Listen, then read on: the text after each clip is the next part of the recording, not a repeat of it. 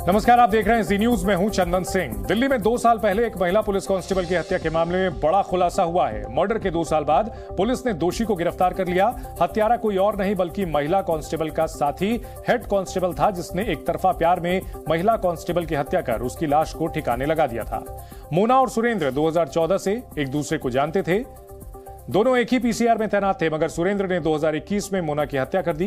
Constable के कंकाल को बरामद कर लिया। दिल्ली पुलिस के हेड कांस्टेबल सुरेंद्र ने मोना को गला घोंटकर मार दिया और फिर उसकी लाश को दफनाकर बड़ा सा पत्थर रख दिया। आरोपी सुरेंद्र ने मोना के घर वालों को भी बता दिया था कि मोना कहीं गायब हो गई है। पिछले 2 साल में सुरेंद्र ने खुद को बचाने के लिए ऐसे ऐसे हथकंडे अपनाए जो किसी प्रोफेशनल किलर से कम नहीं है।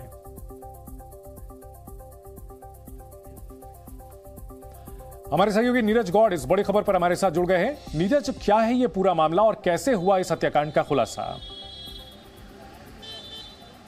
देखिए चंदन, मैं आपको बताऊं कि जिस तरीके से जो कि निकल करके सामने आ रहा है कि 8 सितंबर 2021 को मोनिका यादव नाम की जो कि दिल्ली पुलिस में हेड कांस्टेबल है उसकी हत्या कर दी जाती है। और हत्या का जो आरोप है वो जो है हेड कांस्टेबल सुरेंद्र सिंह पर लगा है। जिस तरीके से 2021 में हत्या की गई थी, लेकिन अब उसका जो राज है वो अब जाकर के खुला है, क्योंकि दिल्ली पुलिस क्राइम ब्रांच की टीम को जब ये केस को हैंडओवर किया गया था उसके बाद में इस पूरे मामले की जांच की गई और उसी के साथ में लगातार जो शक था वो हेड कांस्टेबल सुरेंद्र सिंह पर था। तो उसके बाद में जब उससे लगातार पूछताछ की गई क्राइम ब्रांच की टीम ने, तो उसने जाकर के अपना जो जुर्म है वो जो है कबूल कर लिया है। और इसी के साथ में आपको बताऊं कि वो लगातार 2 साल से उसके परिवार को, मोनिका यादव के परिवार को और इसी के साथ में दिल्ली पुलिस को लगातार चकमा दे रहा था और कह रहा था कि जब भी उसके परिवार के लोग पूछते थे मोनिका के कि आखिरकार मोनिका कहाँ पर है, तो वो कहता था कि लगातार जो मोनिका है वो किसी और के साथ में रह रही है। उसका फोन उसके पास आया था और यहाँ तक कि उसके परिवार को शक ना हो तो उसके लिए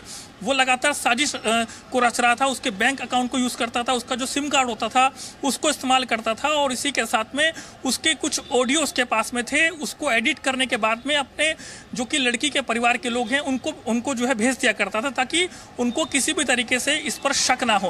और फिर जाकर के जब उससे पूछताछ की गई, सख्ती से पूछताछ की गई, तो आखिरकार वो टूट गया। उसने बताया कि उसने हत्या करने के बाद में जो उसका शव है उसको दिल्ली के अलीपुर इलाके में एक नाले के पास में छुपा दिया है। और फिर जाकर के जो इंस्पेक्टर है जिसमें कि राजीव कक्कड़ की टीम ने जाकर के इसको गिरफ्तार किया, जो वहां से जो कंकाल है उनको बरामद कर लिया है।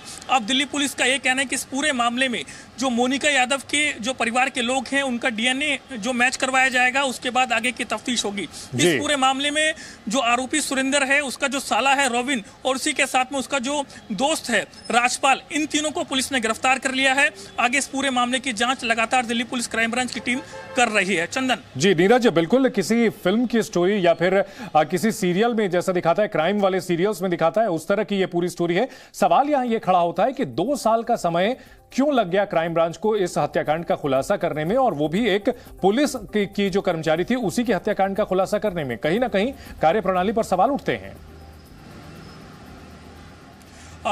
आपने बिल्कुल सही कहा चंदन, क्योंकि जिस तरीके से इस पूरे मामले में जब ये लड़की का मर्डर किया गया 8 सितंबर 2021 को, उसके बाद में जब परिवार के लोग अपनी बेटी से बात करना चाहते थे तो बात नहीं हो पाती थी, लेकिन उन्हें पता था कि सुरेंद्र जो सिंह हेड कांस्टेबल है उसके टच में है। जब जो कि परिवार के लोगों ने सुरेंद्र सिंह से पूछा तो उसने बताया कि वो उससे बात तो कर रही थी, लेकिन पिछले कुछ दिनों से वो उसके टच में नहीं है। उसने बताया कि वो किसी और के साथ में रहने लगी है।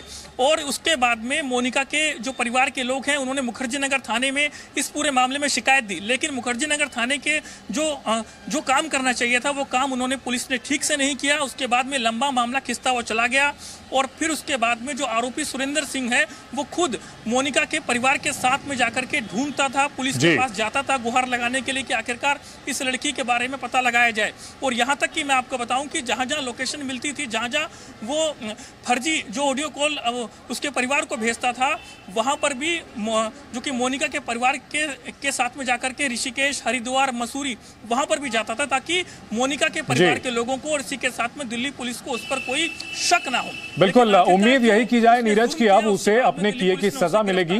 कातिल कितनी भी कोशिश कर ले, लेकिन कानून के लंबे हाथों से बच नहीं सकता। बहुत शुक्रिया पूरी जानकारी के लिए।